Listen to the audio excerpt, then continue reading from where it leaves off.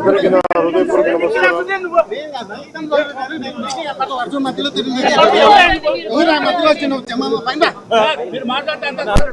Please please అందరికీ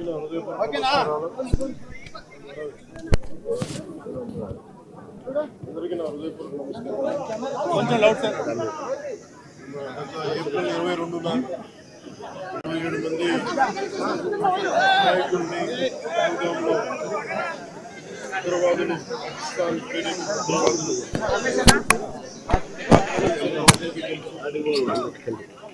పర్యవసానం భారతదేశం పాకిస్తాన్కి అండగా ఉన్న ఈ టెర్రరిస్ట్ క్యాంపుల మీద దాడులు చేయడం, స్ట్రైక్స్ చేయడం జరిగింది.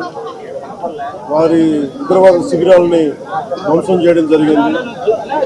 దానికి కంటిన్యూటీగా యాక్షన్ పాకిస్తాన్ కూడా మనకి కాల్పులు జరపడం, వీటి సరిహద్దుల్లో ముఖ్యంగా 5 రాష్ట్రాల్లో చాలా తీవ్ర చాలా ఉద్విగ్నతతో కూడిన పరిస్థితులు ఏర్పడ్డాయి.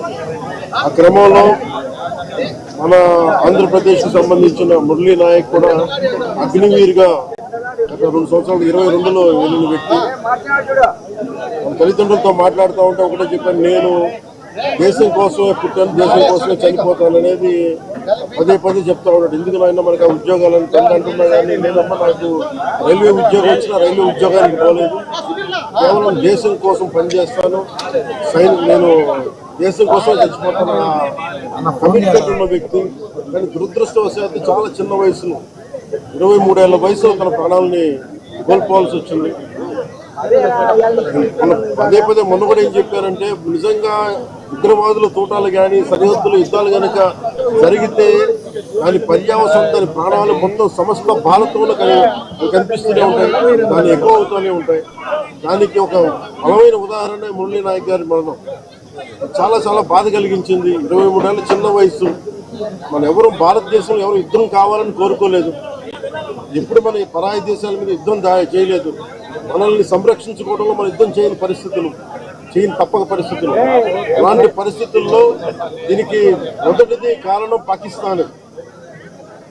పాకిస్తాన్ జనరల్, ఆర్మీ జనరల్ కూర్చోబెట్టి రెచ్చగొట్టి ఒక వారం ముందు, ఏప్రిల్ 22 ఒక వారం ముందు రెచ్చగొట్టి ఉగ్రవాదుల్ని ప్రేరేపించి అమాయకులైన మనుషులను చంపించేసి దానికి పర్యవసానమే.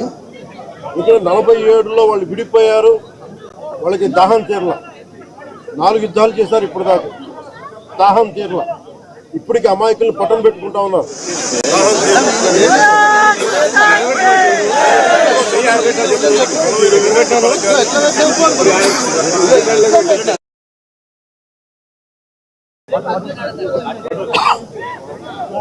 నిన్న కూడా చూసాం, సీజ్ ఫైర్ అన్న తర్వాత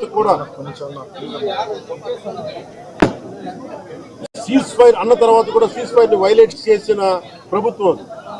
అక్కడ నిజంగా చెప్పాలంటే ఒక బనానా రిపబ్లిక్. దానికి ఎవరు మాస్టర్స్ తెలియదు పాకిస్తాన్. వాళ్ళు చేసే అరాచకాలు, వాళ్ళు చేసే మనకి స్పాన్సర్డ్ టెర్రరిజం ఇండియాకు ఒక ఇబ్బందిగా తయారైంది.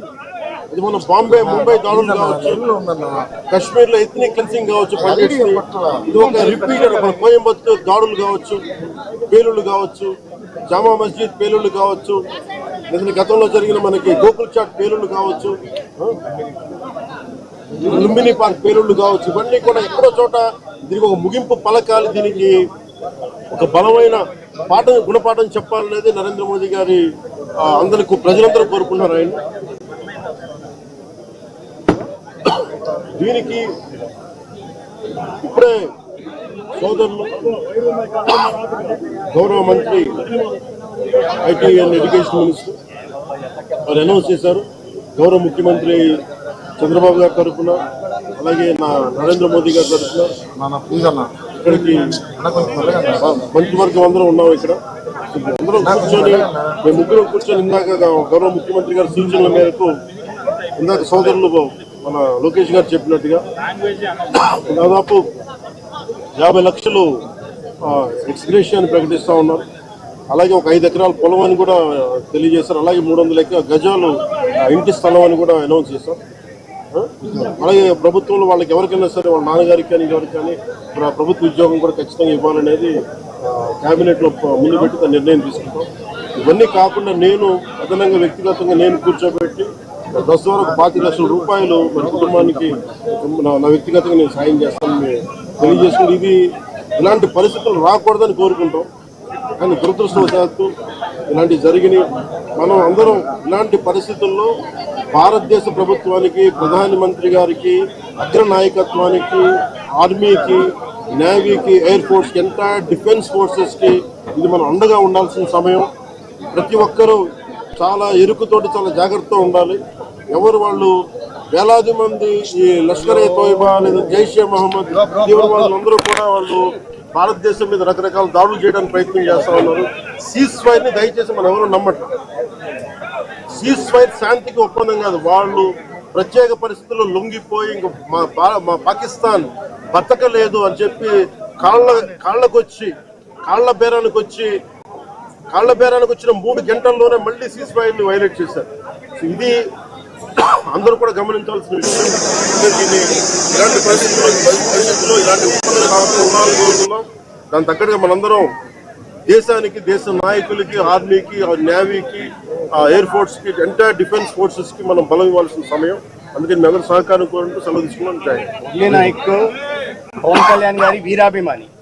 చిన్నప్పటి నుంచి వారిని కలవాలని తహతాలు ఆడుతూ వచ్చారు. అటువంటిది ఇవాళ పవన్ కళ్యాణ్ గారిని ఇక్కడ రప్పించుకున్నారు. దురదృష్టకరమైన విషయం ఏంటంటే చాలా అది నేను ఇక్కడికి రాగానే నాకు చెప్పారు, చూసిన చాలా బాధ అనిపించింది. అతను ఇష్టపడవచ్చు కానీ దేశానికి అందరికంటే కూడా దేశాన్ని ప్రేమించే వ్యక్తి. అలాంటి వ్యక్తిని కోల్పోవడం నిజంగా చాలా మా అందరికీ కూడా, లోకేష్ గారికి కానీ, మాకు కానీ, మా మంత్రి గారికి కానీ, ప్రతి ఒక్కరికి చాలా చాలా బాధ కలిగిస్తాం. వారి ఆత్మకి శాంతి చేకూరాలని, వారి కుటుంబ సభ్యులకి నా ప్రగాఢ సానుభూతిని తెలియజేయాలని, భగవంతుడు వారికి బలం ఇవ్వాలి.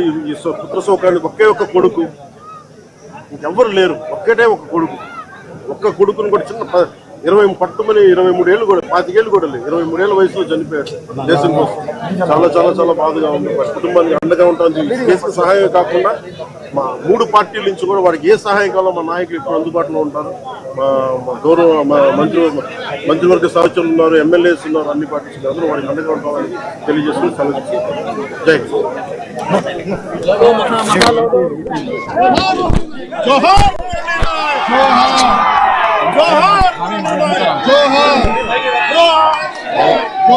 హింద్.